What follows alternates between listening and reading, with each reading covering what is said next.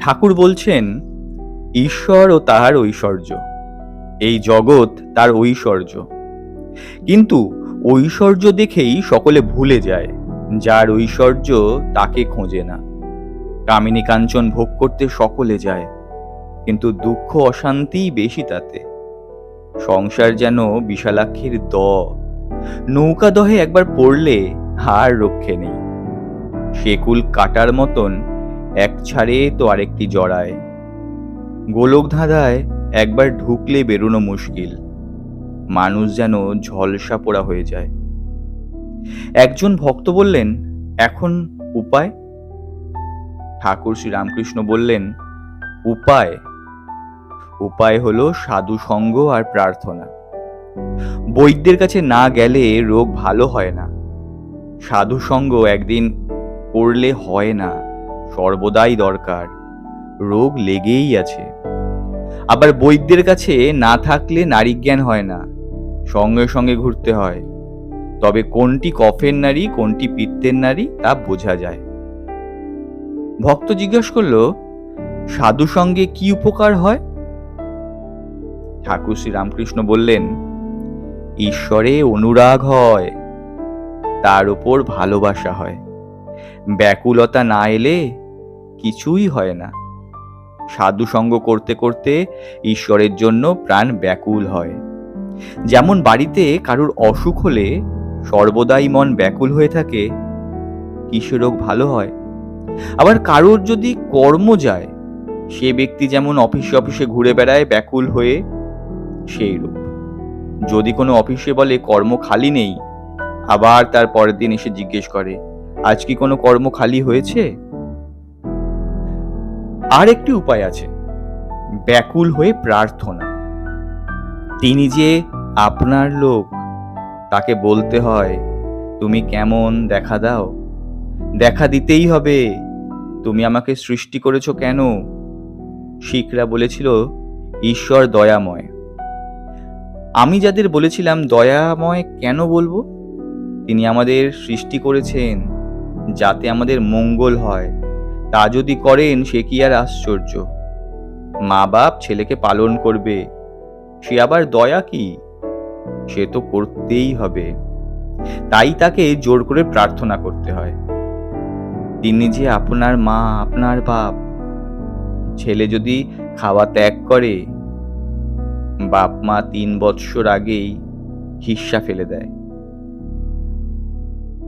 আবার যখন ছেলে পয়সা চায় আর বারবার বলে, মা তোর 2টি পায়ে পড়ি, আমাকে 2টি পয়সা দে, তখন মা বেজার হয়ে তার ব্যাকুলতা দেখে পয়সা ফেলে দেয়। সাধু সঙ্গ করলে আরেকটি উপকার হয়, সৎ সৎ বিচার।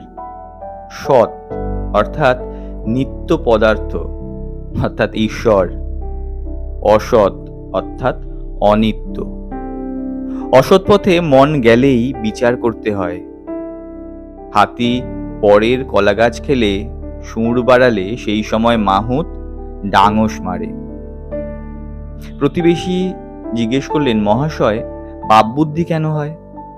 ঠাকুর শ্রীরামকৃষ্ণ বললেন, তার জগতে সকল রকম আছে। সাধু লোকও তিনি করেছেন, দুষ্ট লোকও তিনিই করেছেন। সদ্বুদ্ধি তিনিই দেন, অসৎ বুদ্ধিও তিনিই দেন। প্রতিবেশী জিজ্ঞেস করলো, তবে পাপ করলে আমাদের কোনো দায়িত্ব নেই? শ্রীরামকৃষ্ণ বললেন, ঈশ্বরের নিয়ম যে পাপ করলে তার ফল পেতে হবে। লঙ্কা খেলে তার ঝাল লাগবে না?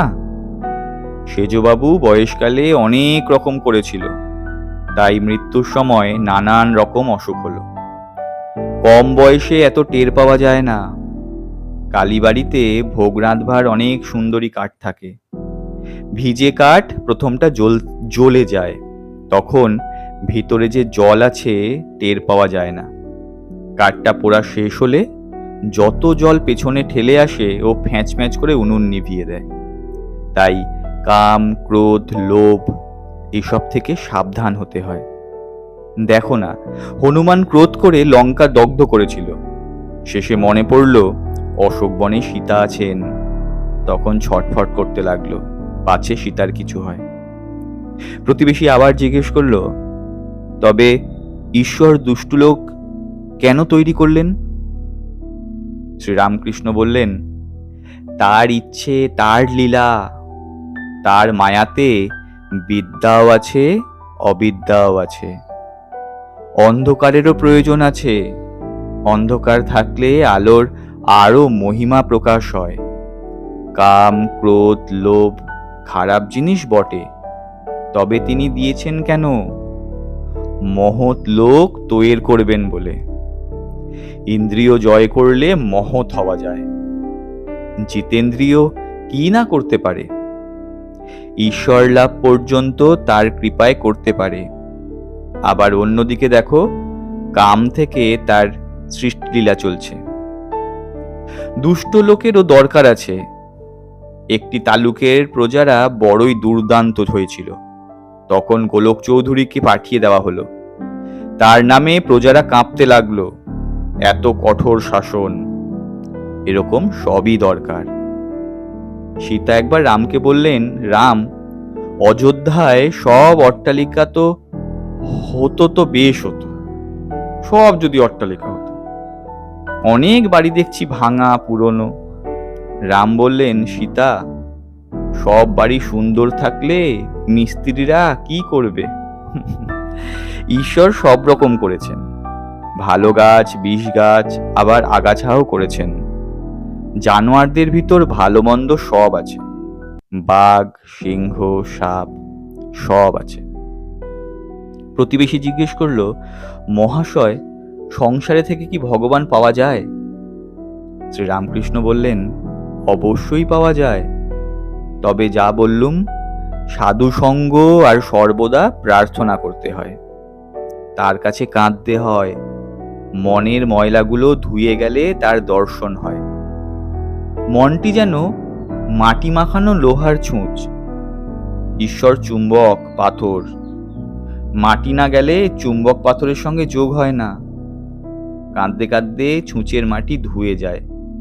ছুঁচের মাটি অর্থাৎ কাম, ক্রোধ, লোভ, পাপ বুদ্ধি, বিষয় বুদ্ধি।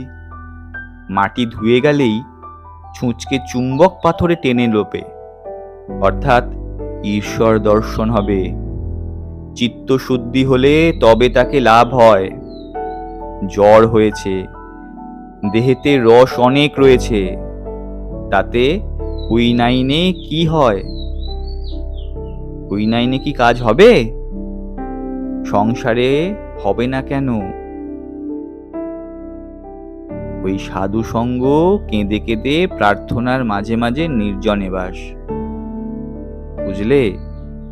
ওই সাধু সঙ্গ, কেঁদে কেঁদে প্রার্থনা, আর মাঝে মাঝে নির্জনে বাস। একটু বেড়া না দিলে ফুটপাতের চারা গাছ ছাগল গরুতে খেয়ে ফেলে। প্রতিবেশী জিজ্ঞেস করলেন, যারা সংসারে আছে তাহলে তাদেরও হবে?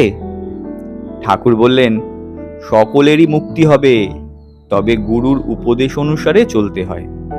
বাঁকা পথে গেলে ফিরে আসতে কষ্ট হবে। মুক্তি অনেক দেরিতে হয়। হয়তো এই জন্মেও হবে, আবার হয়তো অনেক জন্মের পরে হবে। জনকাদি সংসারেরও কর্ম করেছিলেন। ঈশ্বরকে মাথায় রেখে কাজ করতেন। নৃত্যকী যেমন মাথায় বাসন করে নাচে, আর পশ্চিমের মেয়েদের দেখো না, মাথায় জলের ঘড়া, হাসতে হাসতে কথা কইতে কইতে যাচ্ছে। প্রতিবেশী বললেন, গুরুর উপদেশ বললেন, গুরু কেমন করে পাবো? ঠাকুর শ্রীরামকৃষ্ণ বললেন, যে সে লোক গুরু হতে পারে না। বাহাদুরি কাঠ নিজেও ভেসে চলে যায়, অনেক জীবজন্তুও চড়ে যেতে পারে।